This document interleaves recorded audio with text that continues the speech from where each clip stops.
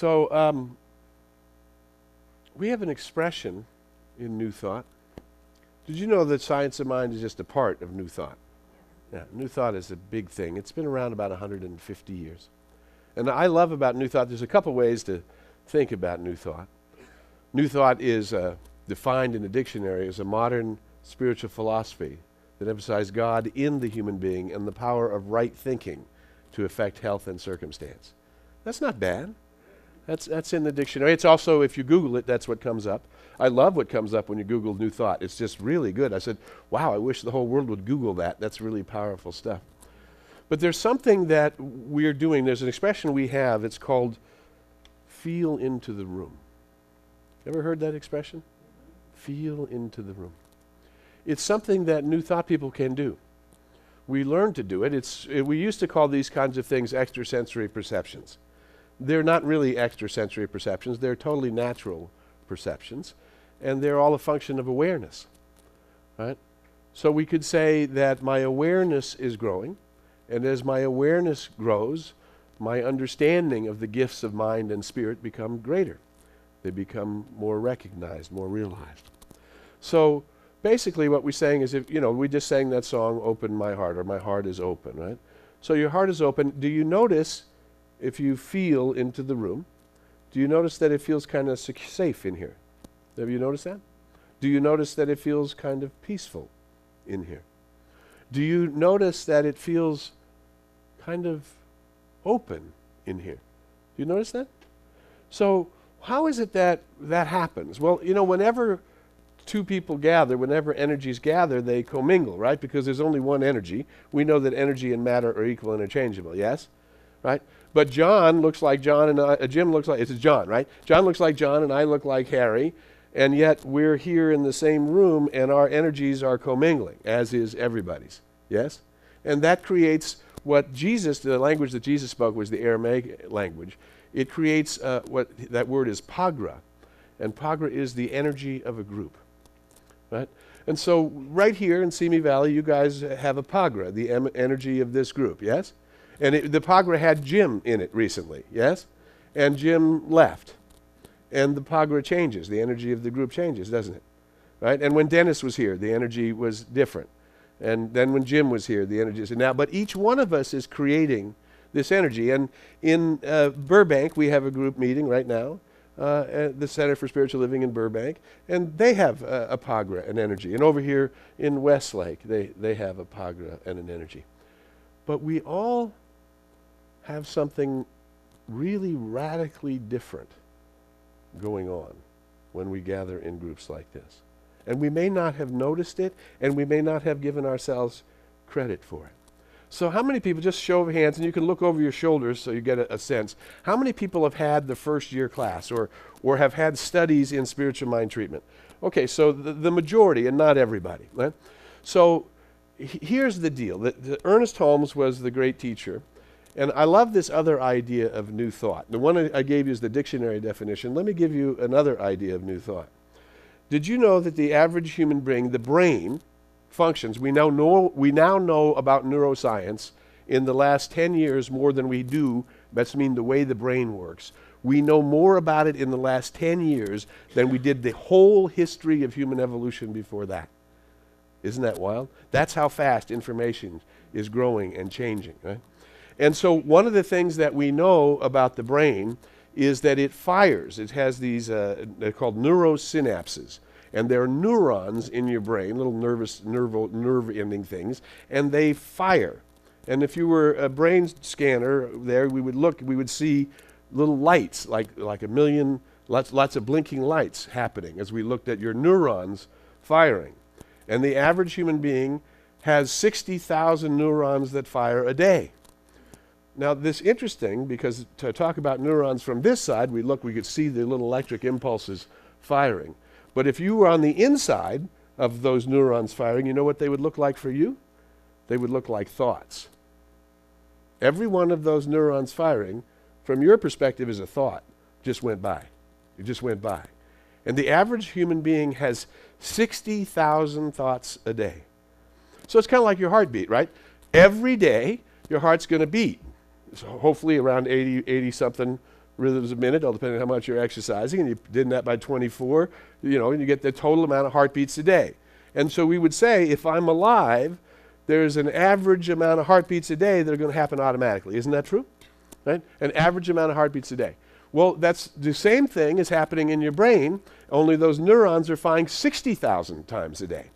And for you, they look like thoughts, right? And the Buddha used to call those thoughts the monkey mind, right? Because here's what we know about those thoughts. 98% of those thoughts are old thoughts. They're repetitive thoughts. They're thoughts you had yesterday. Now, what we know is the only way to grow is to get a new idea. Isn't that true?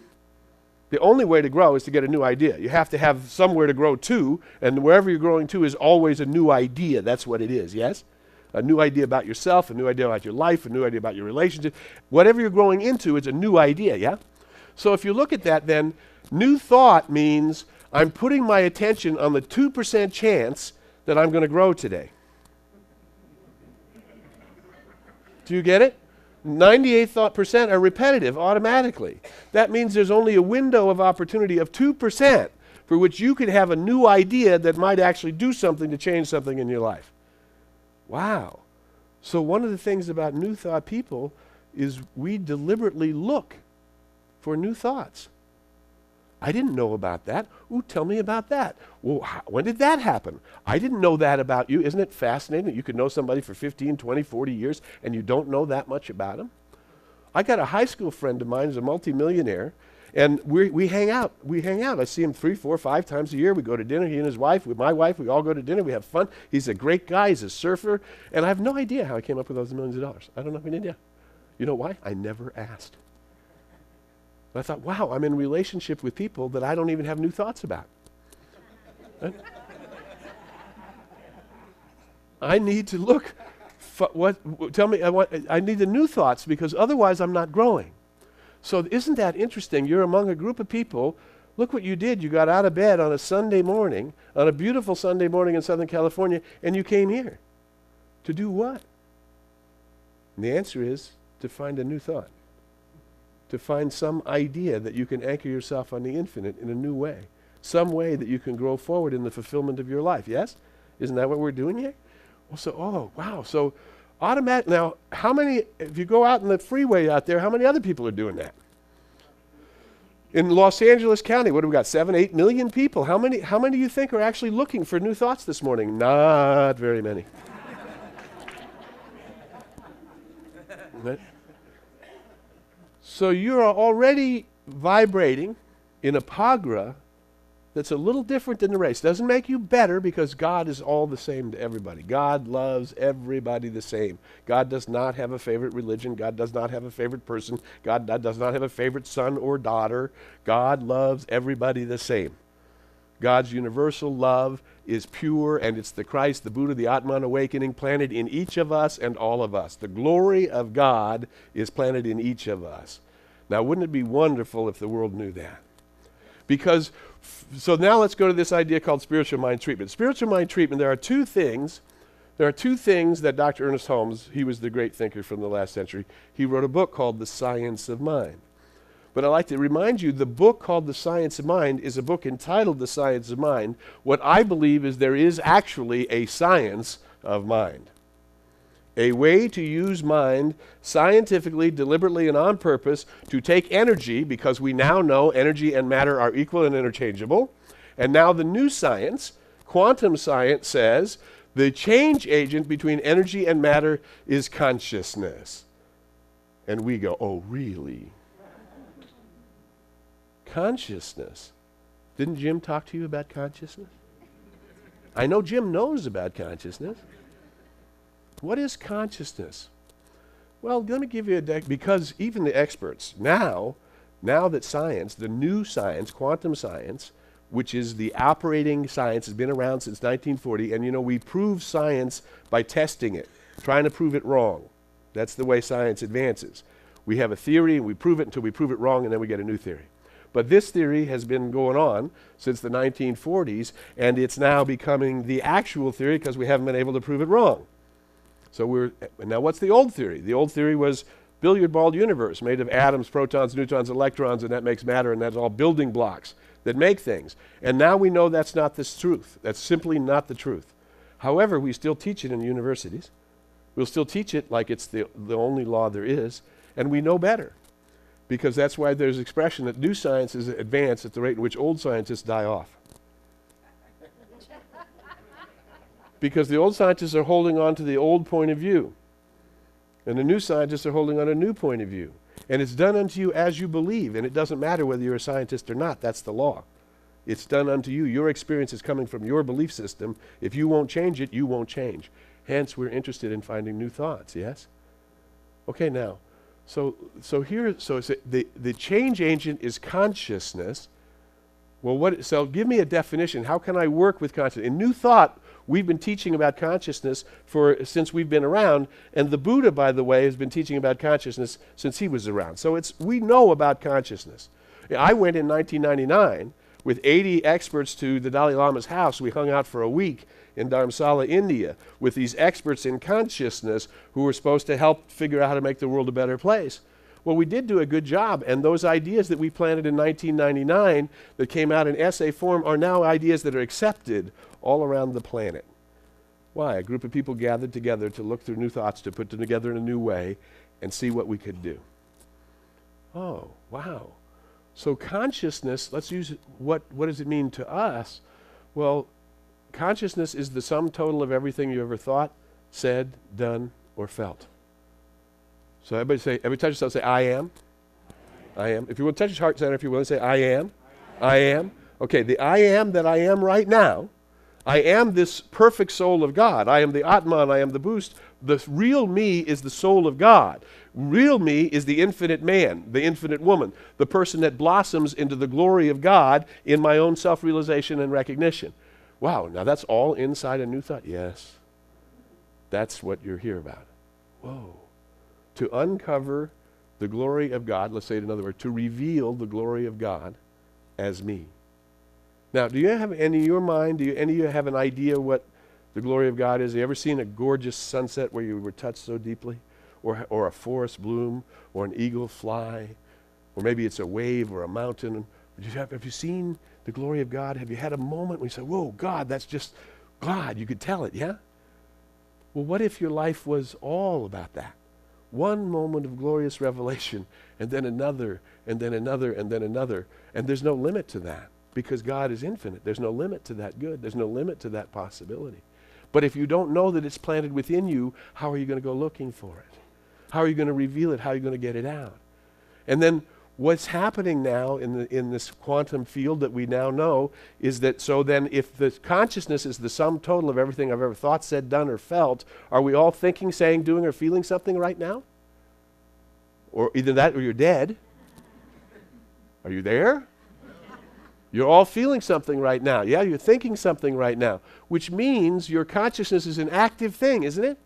If the consciousness you had last night is being changed according to how you're working with it today.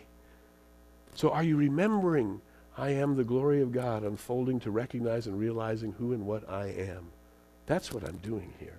I'm revealing the glory of God as me. I'm revealing the glory of God as a human being fully alive.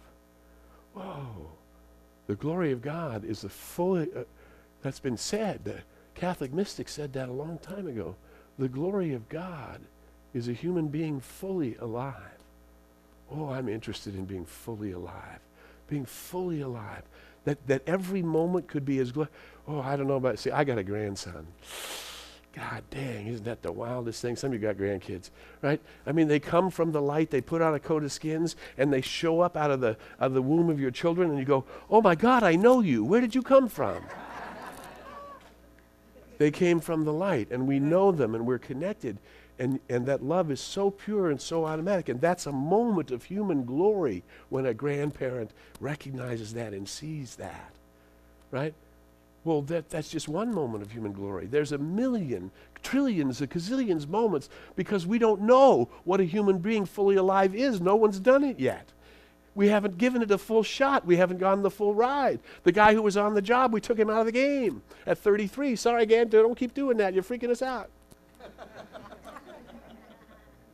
because we couldn't tolerate that bliss. The human consciousness couldn't tolerate the bliss at that time. It seemed so unusual. But now we have these new thought centers all around the world. Yes, we have centers for spiritual living, but we have all kinds of new thought centers all around the world. Not as many as we should have. Boy, in Southern California, we got a lot. If we could get them all heavy like we got it in Southern California, we could change the world, man. Because what do we in step one of new thought, and you decide today whether you believe in step one. Step one is God is all there is. Everything is God. Everything seen, everything unseen, everything is God. Do I believe in God? The answer is I believe in God and absolutely nothing else. That's how I feel about God. Step one is God is all there is. Okay, very cool. Well, now, what is step two? Step two is I am that. I am identifying, recognizing, unifying with what God is. And God is love, and God is truth, and God is joy, and God is beauty, and God is wisdom, and God is peace, and God is the all good. Ooh. And I hear some soul go, oh, if God is the all good, why does he allow that to happen? First of all, it's not a he. And second of all, he didn't.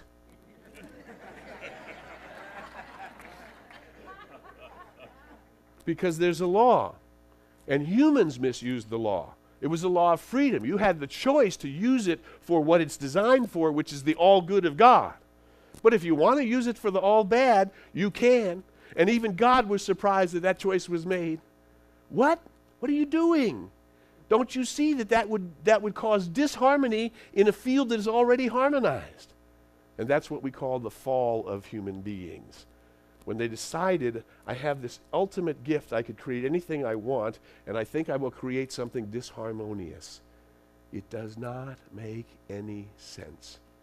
If God is all there is, and God is eternal, then God must be harmonious. Isn't that true? Because if God wasn't harmonious, something could rise up against God and destroy it. Isn't that so? Well, that's not ever going to happen. That's not what happens, because there isn't a power for bad in the universe. There's only the power for good. But why is bad possible? Because if bad wasn't possible, you wouldn't be free. Do you see that? If you didn't have the option to choose bad, you wouldn't be free. And you wouldn't really know about the authenticity of the goodness of your soul. If you're not choosing good because it's your choice, how are you going to know about how wonderful you are, about how great you are, about how in tune with the infinite you are? I am the one choosing to live in the harmony that is the God that I am. Are you? Because when you choose to live that way, that means everyone is God, which means no one doesn't belong. Everyone belongs. Well, that means if you believe God is all there is, and I am that, then you do not believe in hate, you do not believe in fear, you do not believe in anger, you do not believe in prejudice. You're a different kind of human being, you guys. You're all kind of different. Did you know that? But do you see the difference that you're standing in? You're standing in the possibility of the new human being. You're standing in the possibility of the awakened world. Because only someone who absolutely believes that harmony is the center of all things can be a peace bearer. Only someone who absolutely believes in nonviolence is the one who can stop war. Only someone who has found the peace within can possibly bring the peace out. Oh. And we, all of us, we made a decision, didn't we? We made a decision that God is all there is, and that God is good, and that there's a wellspring within me that I can tap, and it belongs to all people, and they could tap it too, and that there's no limit to the love that I could have, and that there's in fact no limit to the good that I could have. So long as my good is in tune with step one and step two, God is all there is. And God is within for itself, and I am that. Wow. And so we have something called resonance theory now. And resonance theory says that birds of a feather, oh gee, this is like a new law. Birds of a feather flock together. That's a law. That's not an announcement of birds. That's a principle. Vibration seeks like vibration. And all of a sudden, whether you were conscious of it or not, you came here today. And because you're here today, I know you're part of the new world. I know you're part of an awakening humanity. Because in this room, we don't believe in violence. And we don't believe in war. And we don't believe in prejudice. And we don't believe in segregation of any kind for any reason. We believe in love. We believe in harmony. And we believe the ultimate power is the power for good. Whew, man, can I hang out with you guys some more? Really, really. Because that field, that vibration that we create, makes it easier for us to grow. It makes it easier for us to choose those thoughts that are bringing more life and more love and more joy to ourselves and to others. It makes it easier for us to look at the person in the 7-Eleven who's from a different country and really look in their eyes and say good morning. It enables us to honor everybody in their work, to see the workman, the flag man when he's at the stop and actually wave at him. And they go, whoa, a human being touched me. They don't know what that is. Said, well, they're not hanging out with the right flock yet. But we'll keep flapping and we'll keep making some noise and we'll keep creating some music. We'll keep asking what's going on so that we can bring forth this change in the world, so that we can call this kind of living into being, that we can recognize I of myself am nothing, but the power within me is everything. And through me there is no limit to the good that can happen, and there is no limit to the good that can happen to me. Whew, wow, this is something else. And then we say, well, if we vibrate together, we'll help. We'll help. It does help. It helps a lot. So I'm going to, I don't know, you know what happens when a minister looks at his watch? Not much.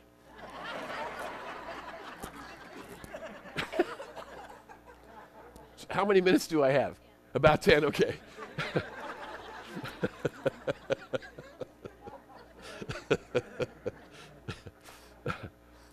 So I'll tell you a story about this resonance field thing and about what we do. A couple of things I want to say. This gifts of increasing awareness is normal. Getting more awareness or having more psychic capacity, being able to feel more deeply, being able to intuitively know what's going on with other people and situations and circumstances, it begins to happen without ever being announced. It happens through your daily practice. Your emotional and etheric body get bigger. What you're able to feel becomes much larger. What you're aware of becomes much more profound. And it doesn't, nobody did anything. All you did was do your practice. And here's what Dr. Holmes said. He says, daily we meditate. Ooh. And here is why we haven't been moving. It's because in the New Thought movement we have a lot of people who sit in the chairs and not a lot of people who practice. And unfortunately sitting in the chairs is healthy because look at the field you're in. It's a better field than others you could be in. It's definitely healthy, but it will not transform your life. The only thing that will transform your life is a daily practice. And so Ernest says, daily we meditate. Now the experts now say, and we now know, that meditation actually affects everything, from your long-term well-being to the quality of your life, to what's happening in your body, to how long you live. Everything is affected by meditation. We have the data. We now know. And a lot of people say, I don't know how to meditate, or I don't know how to meditate. I have a CD there called Sea of the Self on a little table outside. If you don't have a daily meditation practice, buy that CD. And you put it in, you do not put it in your car. You put it in your player at home, sit down, and try to work your way through the CD. You won't make it. You'll fall asleep. But you'll keep practicing, and pretty soon when you get to the end of the CD, you go, oh, I finally heard the end of that CD. Because the little bit of sleep that you get in that meditative state is healthy for you, so it won't hurt you. It's good for you, right? But eventually you'll be able to stay up. And so Deepak Chopra, you know about Deepak Chopra? You know we have 7 Chopras that go up and down the spine? Oh, I got that wrong. I'm sorry. That's chakras. That's what it is. That we, come on, guys, cheer up, will you? God is serious business. God is also all joy. So what do? You know? So when we meditate, what Deepak says is meditation is not so much what you're doing, it's what you're not doing. It's not so much what you're thinking, it's what you're not thinking. And so he calls it the gap between the thoughts. Now, I personally have been practicing mantra meditation for more than 30 years. So I don't want to start there. We start in New Thought, we start with guided meditations. And this CD, what I do is the gap between the thoughts gets longer and longer. And so by practicing the CD, you get used to that space, and then pretty soon you can begin trying your own affirmations, your own mantras, and just getting into that space. And you'll begin to know what it is. But we need each of us to purpose ourselves to move toward this daily practice, yeah? And then daily we do spiritual mind treatment. And so Ernest Holmes says, meditation is for the purpose of breathing in the spirit, and spiritual mind treatment is for directing it for specific purposes. Yeah, and it's incredible practice. It's just incredible what it brings. And as I have done, I've been a practitioner now in 30 years now. So as I have watched the capacity of my spiritual mind treatments to do things, I'm just awed by the gift. It's such a gift. And so if you're not in class or haven't worked, come, do that, learn that, get involved in that. So here, now I'm going to go back to the resonance field story and tell you. I got a couple books out there, lots of stuff. It's not there. I don't come to sell stuff. I come to support people. I haven't taught this stuff since yesterday. For 6 hours yesterday. Because it's such a great gift, what I keep finding, and being with you, being with our folk, right? And there's room in our house for all. I don't want our folk to be exclusive. I want it to be inclusive. Everybody's welcome to this house, where everybody's of all colors and shapes and sizes, and everybody belongs. And we all have a direct pathway to the infinite. And oh God, it's such a blessing. So great to be in the field. But what we also know is the field helps us to grow. So this is the story I want to tell you. I've been a minister. This is my 25th year in ministry since I got my license and ordained. And you know, so you begin to wonder. You know, I've done some things. I've accomplished some things. And something within me is not. Oh, there's the divine urge within me is not finished with me. Isn't that a blessing? God, it's not finished, and I feel that so strongly. So I was asking in my prayer and in my heart of hearts, what am I to do next? What's my next move? Should I leave Burbank? Should I? All I want is more grandkids and to teach this stuff. That's all I want. It's going really well, but this urge is pushing, and so I went to the convention. You know, we in New Thought, when we have conventions, we do it right. We go to Las Vegas for our spiritual conventions. And I went, you know, and we have, 8 or 9 singers and a big band, and we sing all this New Thought music. And I thought, great, there'll be 600 people in the room, and I have this question on my heart, and I'm going to bring this question into the resonant field, and God's going to answer this question. I don't know where or how, but my idea was, wouldn't it be great? There'll be 600 people, we'll all be kumbaya-ing, I'll get a blast of spirit, there'll be snot coming out of my nose, I'll be crying like crazy, and nobody will know. It'll just, oh, look, there's another New Thought person freaking out. All right, cool. Right? So instead, we go, it's 9 sessions, morning, noon, and night, 3 days in a row, 9 sessions. I pick one session, my wife and I said, let's pick one session, let's not go. We'll go to a show in Vegas. We happen to be staying at Planet Hollywood. So she says, well, let's go see Britney Spears. I said, okay, great, let's go see Britney Spears in Vegas. What the heck? So we're at Planet Hollywood, so let's go to the good steakhouse right here in the hotel. So they make us a reservation at the Strip House Steakhouse in Las Vegas. I'm at the Strip House Steakhouse on my way, at the spiritual convention, on my way to see Britney Spears. Do we do it right in New Thought? I'll tell you what. Om Shanti Shanti this,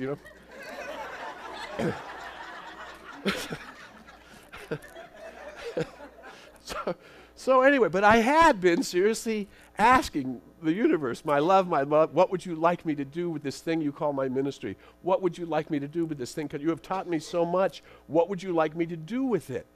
And so nothing's happening. We're kumbayaing away.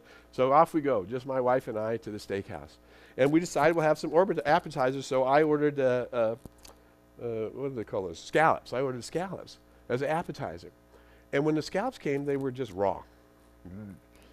And I said, the maitre d' came over. I said, the scallops are a little raw. Well, of course, in the strip house in Las Vegas, if you get the maitre d's attention and something's wrong, now there were 11 waiters swarming all around. Oh my God, we got service like you could. Oh, we're fixing the thing, and they're checking every second. And now while 11 waiters are swarming around, here comes God. Hits me right in the gut, wham! And goes, whoa! And I could feel it, like the room turned into light, and I started to cry, and my wife is going, what are you doing? I'm trying to hide inside her.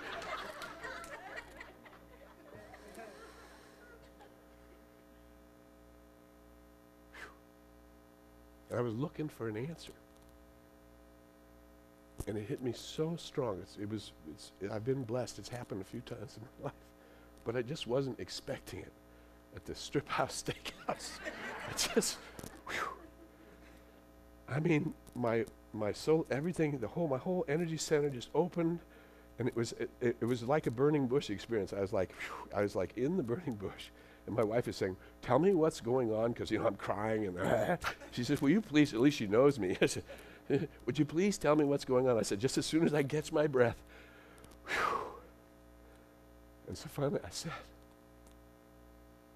Spirit just told me what to do. Whew. She said, yeah, really? I said, yeah, really. She said, what did it tell you? I said, it really pisses me off what he told me. She said, well, what did it tell you?